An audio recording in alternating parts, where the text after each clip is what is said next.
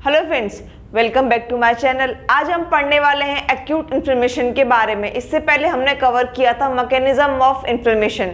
So let's start the video. Acute inflammation, हम इसमें पहले जानते हैं कि what is acute inflammation. Acute inflammation होता क्या है? हमने पहले वाले लेक्चर में भी आपको बताया एक्यूट इन्फ्लेमेशन के बारे में, लेकिन हमें दोबारा से जानते हैं। It is for short duration. ये एक ऐसा इन्फ्लेमेशन है, ये एक ऐसा टाइप है इन्फ्लेमेशन का जो कि कैसा होता है, for short duration of time के लिए होता है। ये बहुत छोटे पीरियड ऑफ टाइम के लिए होता है। It is for short duration which occur within minutes to hour और day of a cell injury.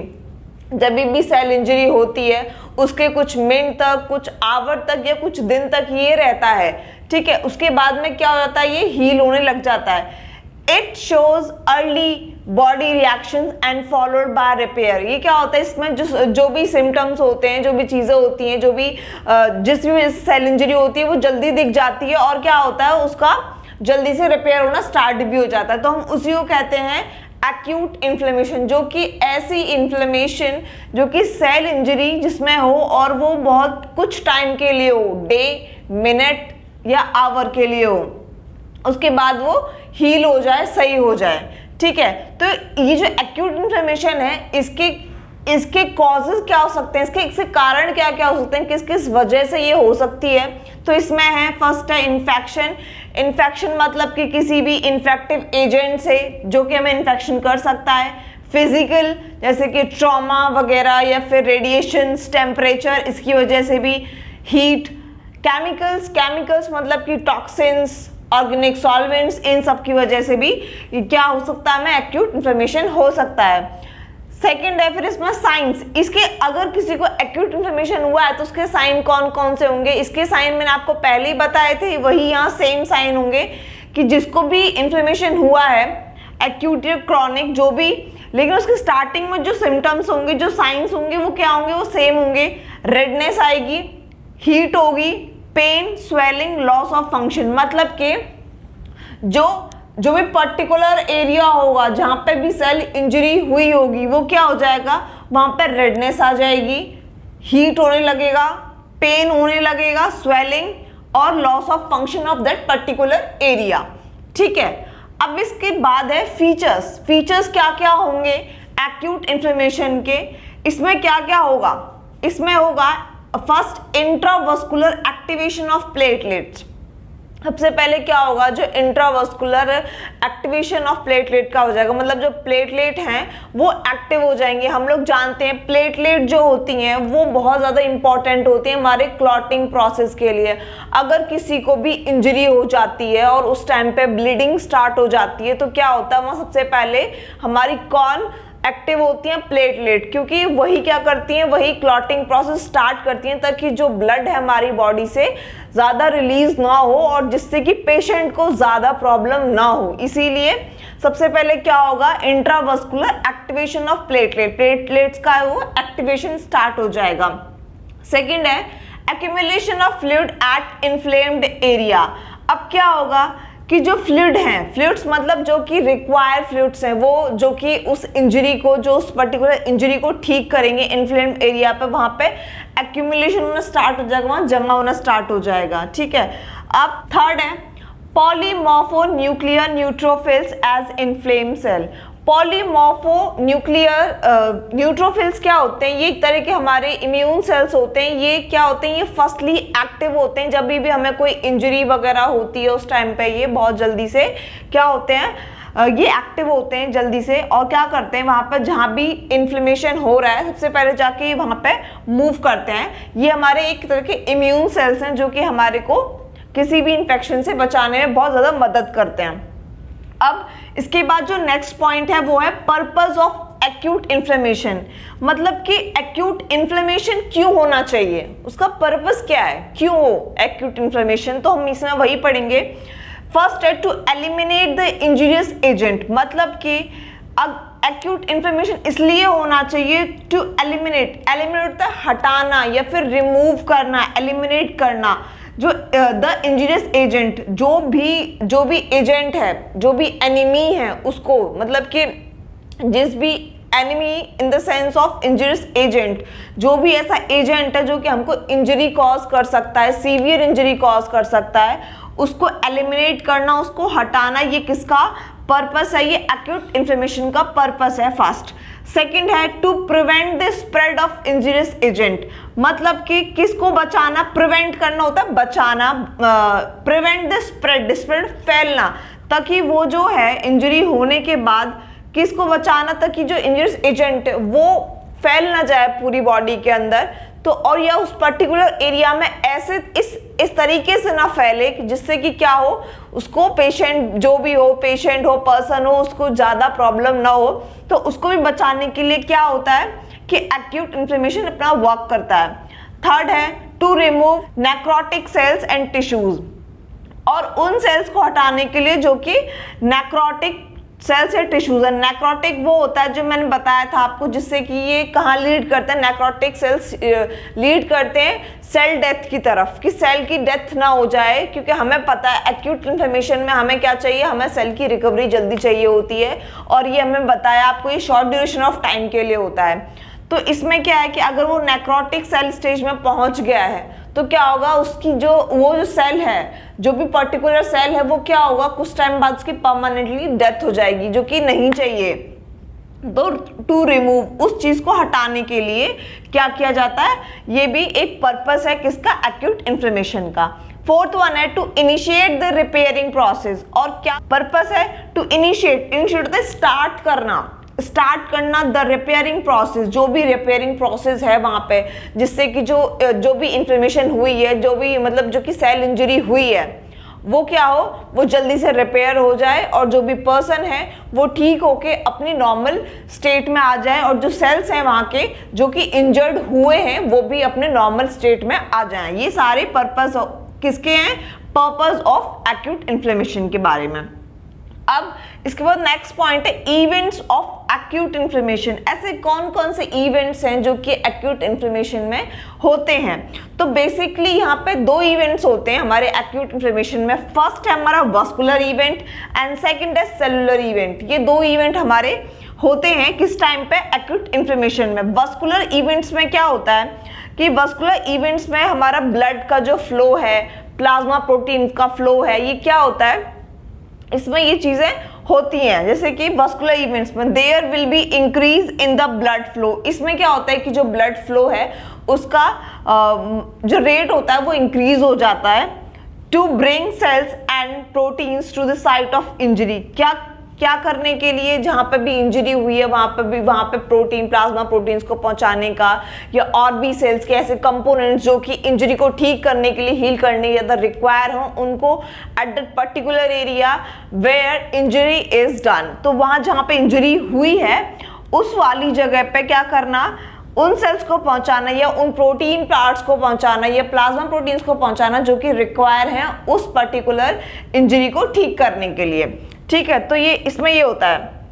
अब ये कैसे कैसे होता है? Vascular by vasodilation and increased vascular permeability.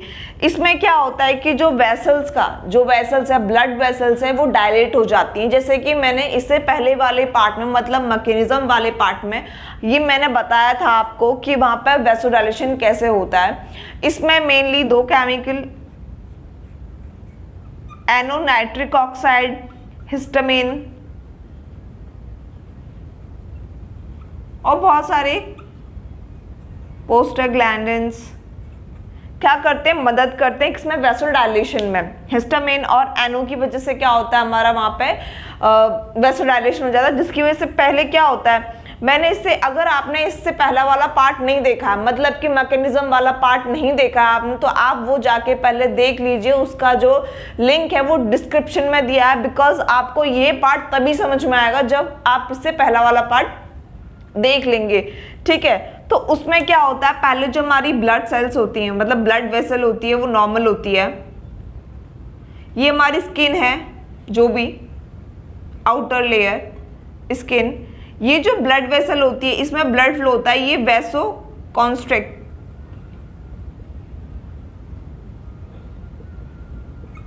ये वैसो कॉन्स्ट्रिक्शन फॉर्म में होती है। Vaso constriction in the form कि ये नॉर्मल रहती है, इसमें ब्लड नॉर्मल फ्लो होता है। कुछ टाइम के बाद जब सेल इंजरी हो जाती है तो क्या होता है, जब पैथोजन कोई भी एंटर करता है तो ये क्या होता है कि जो ये वेसल है इसमें क्या होता है कि ये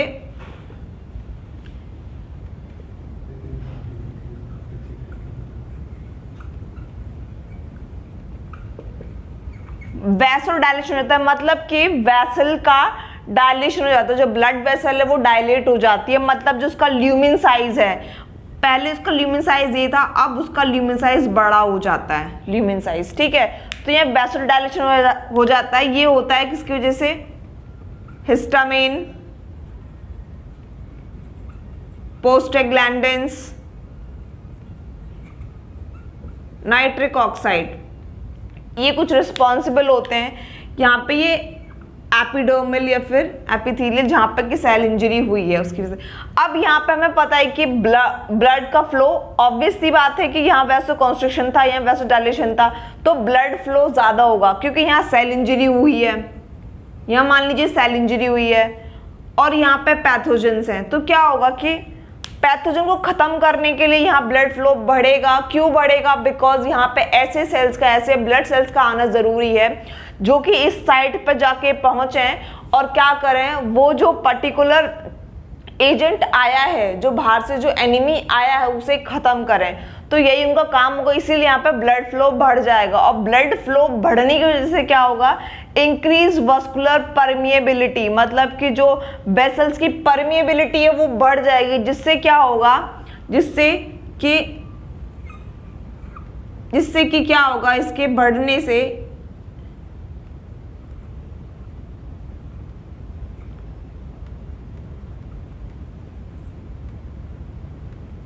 हाइड्रोस्टैटिक प्रेशर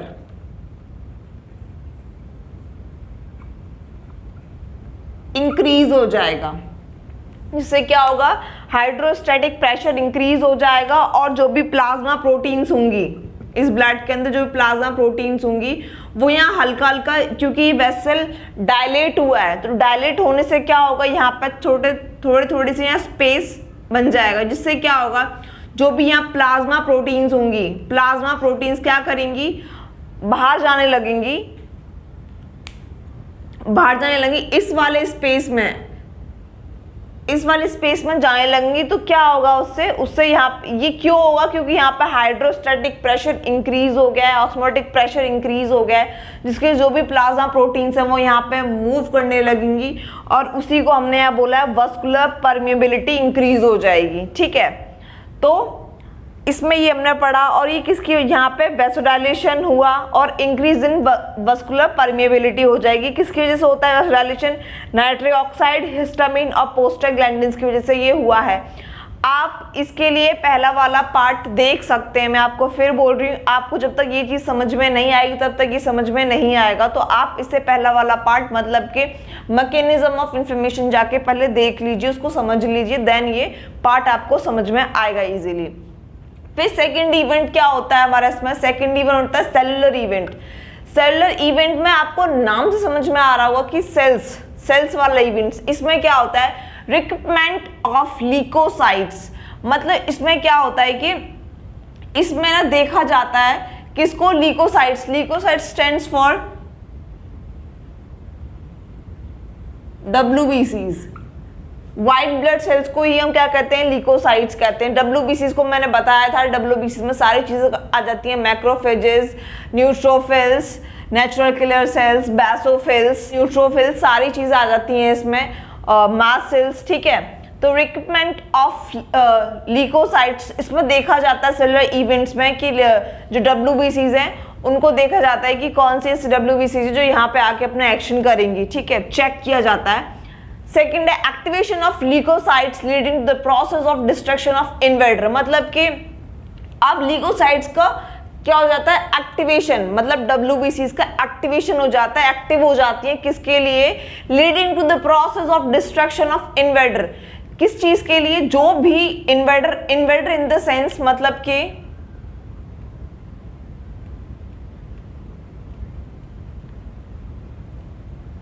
इंजीरियस एजेंट, जो भी एजेंट आया है बाहर से, इसे को कहा गया है इन्वेडर। जो भी बाहर से आया है, जो भी एजेंट बाहर से आया है जिसने भी इंजरी कॉज की है, उसका क्या करना, डिस्ट्रक्शन। डिस्ट्रक्शन मतलब खत्म करना।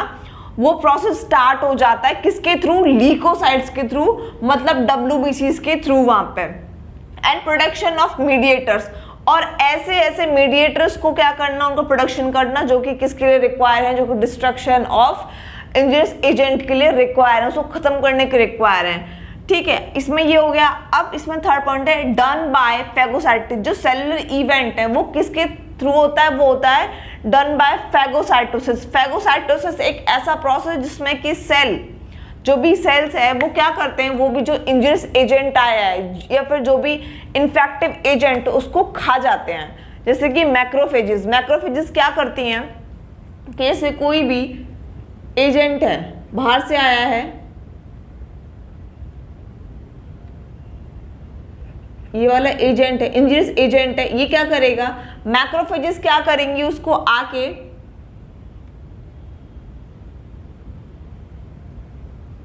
इसको खा लेंगी, इसको एनग्लिफ करेंगी, मतलब कि अपने अंदर लेके इसको और क्या करेंगी, पूरा खा लेंगी। दो होते हैं हमारे, फैगोसाइटोसिस और पिनोसाइटोसिस। फैगो में क्या होता है, जो भी एजेंट होता है, एनिमी एजेंट, इन्फेक्टिव एजेंट, उसको जो सेल्स होते हैं, WBC के सेल्स होते हैं, वो खा जाते हैं। और पीनो में होता है वो पी जाना, मतलब कि पीनो मतलब पी जाना। वो क्या करते हैं, वो जो भी इन्फेक्टिव एजेंट होते हैं उसको पी जाते हैं, और फैगो में उस सेल को खा जाते हैं। तो वही यही किसके थ्रू होता है, फैगोसाइटोसिस के थ्रू। मतलब कि इसमें जो सेल्स होते हैं WBC के, वो जो इन्फेक्टिव एजेंट है उसे खा जाते हैं। ठीक है, अब इसके बाद है आउटकम्स ऑफ एक्यूट इन्फ्लेमेशन। क्या क्या आउटकम्स, क्या क्या चांसेस हैं एक्यूट इन्फ्लेमेशन अगर हो जाए तो क्या क्या चांसेस हैं, क्या क्या हो सकता है एक्यूट इन्फ्लेमेशन से। कंप्लीट, फर्स्ट है कंप्लीट रिजोल्यूशन। यह तो क्या होगा, जो भी इन्फ्लेमेशन हुआ है वो ठीक हो जाएगा, मतलब कि रिजॉल्व हो जाएगा कंप्लीटली। वो जो सेल है, जो भी सेल है वो क्या होगा, सेल जो टिश्यू है जो भी क्या होगा, मतलब अपनी नॉर्मल स्टेट में आ जाएगा कुछ टाइम के बाद में। सेकंड है हमारा एब्सेसिस फॉर्मेशन। इसमें क्या होता है, या फिर क्या होगा पस, या फिर क्या होगा जहां भी इंजरी हुई है वहां पे पस जैसा सबमिट सब्सटेंस हो जाएगा, पस लाइक सब्सटेंस सबमिट हो जाएगा उस जगह, पस का फॉर्मेशन हो जाएगा। ठीक है, थर्ड है फिब्रोसिस। फिब्रोसिस होता है फाइब्रस टिश्यूज का सबमिट हो जाना, मतलब कि formation of fibrous tissue, fibrous tissue का क्या हो जाना, बन जाना, उसी को हम कहते हैं फाइब्रोसिस हो सकता है।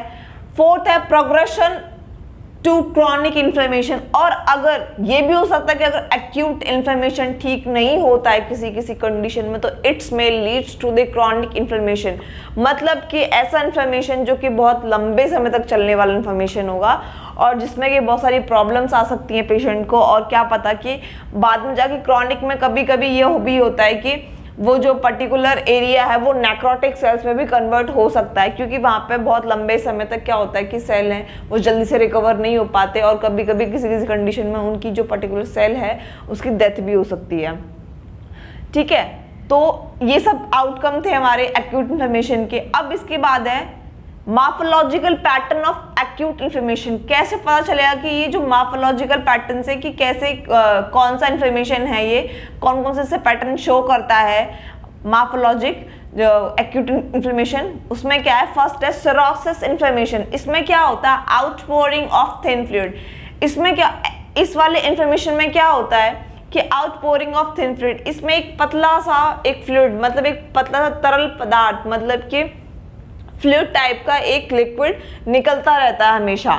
ठीक है, फिर सेकंड है फिब्रिनस इन्फ्लेमेशन। इसमें क्या होता है, बॉडी कैविटी हो सकती है, लीकेज ऑफ फिब्रिन। फिब्रिन एक तरह का मटेरियल है जो कि क्लॉटिंग में हेल्प करता है, फिब्रिन, तो उसका भी लीकेज हो सकता है इसके अंदर।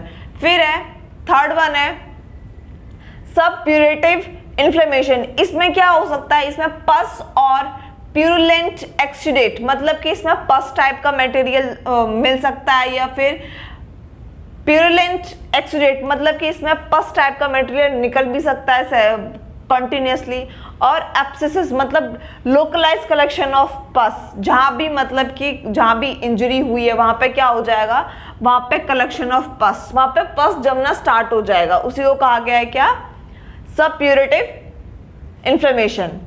और क्या है इसमें, और हो सकता है हमारा अल्सर्स, ये इसके कुछ मार्फोलॉजिकल पैटर्न्स हैं। अल्सर्स मीन्स छाले टाइप के हो सकते हैं उस पर्टिकुलर एरिया पे, तो ये क्या है, ये कुछ मार्फोलॉजिक पैटर्न्स हैं किसके, एक्यूट इन्फ्लेमेशन के। अब इसमें है कुछ एग्जांपल्स हैं कि एक्यूट इन्फ्लेमेशन के कौन कौन सी डिजीजेज हैं जो सुनी है, तो उसमें ये है, फर्स्ट है एक्यूट मेनिंजाइटिस। मैंने आपको बताया था जिसके पीछे भी ITES लगा होता है, उसका मतलब होता है इन्फ्लेमेशन। तो एक्यूट मेनिंजाइटिस, मेनिंजेस क्या होती हैं, ये ब्रेन की कुछ लेयर्स होती हैं, ये ब्रेन के पार्ट्स होते हैं, ये मेनिंजेस होती हैं, ये ब्रेन के कुछ पार्ट्स होते हैं, और उनको और ब्रेन में जो भी लेयर्स पाई जाती हैं हम उनको मेनिंजेस कहते हैं। जब भी उनका इन्फ्लेमेशन हो जाएगा तो हम उसको कहेंगे एक्यूट इन्फ्लेमेशन। ये डिपेंड करता है एक्यूट है या क्रॉनिक है, ये लॉन्ग मतलब लॉन्ग पीरियड ऑफ टाइम से या फिर शॉर्ट पीरियड ऑफ टाइम से। अगर लॉन्ग से तो हम इसे क्रॉनिक कहेंगे, और अगर शॉर्ट पीरियड टाइम से तो हम इसे एक्यूट मेनिंजाइटिस कहेंगे। सेकेंड है एक्यूट अस्थमा जो कि छोटे समय से हो। Third pneumonia. फोर्थ वन है डिप्थीरिया। डिप्थीरिया में क्या होता है, ये एक ऐसी बीमारी जिसमें एक मोटा सा एक लेयर होती है एक सब्सटेंस की, जिससे जो कि कहाँ पे सबमिट हो जाती है, हमारे थ्रोट के बैक एरिया में सबमिट हो जाती है, जिससे कि क्या होती है, हम लोगों को सांस लेने में प्रॉब्लम होती है, पेशेंट को सांस लेने में प्रॉब्लम होती है, तो उसी को हम कहते हैं डिप्थीरिया। फिफ्थ वन है एक्यूट अपेंडिसाइटिस। इसमें क्या होता है कि अपेंडिक्स का इन्फ्लेमेशन हो जाता है, ठीक है। तो फ्रेंड्स आज हमने पढ़ा इसका इंट्रो, कुछ causes, science, features, purpose, events कौन कौन से होते हैं हमारे एक्यूट इन्फ्लेमेशन में, आउटकम्स कौन कौन से होते हैं, मार्फोलॉजिकल पैटर्न कौन कौन से होते हैं, और हमने उसकी डिजीज के बारे में पढ़ा। सो फ्रेंड्स आज के लिए बस इतना ही। इसमें मैं आपसे फिर कह रही हूँ, इससे पहले आप मैकेनिज्म ऑफ इन्फ्लेमेशन के बारे में पहले जान लीजिए, देख लीजिए। वो इससे जो पहले वाला लेक्चर है उसमें मैंने कवर कराया हुआ है, उसका जो लिंक है वो नीचे डिस्क्रिप्शन में दिया है, क्योंकि आपको ये पार्ट तब तक समझ में नहीं आएगा जब तक कि आप वो पहला वाला पार्ट नहीं देख लेते। सो फ्रेंड्स आज के लिए बस इतना ही। इसके नेक्स्ट वाले पार्ट में हम कवर करेंगे क्रॉनिक इन्फ्लेमेशन के बारे में।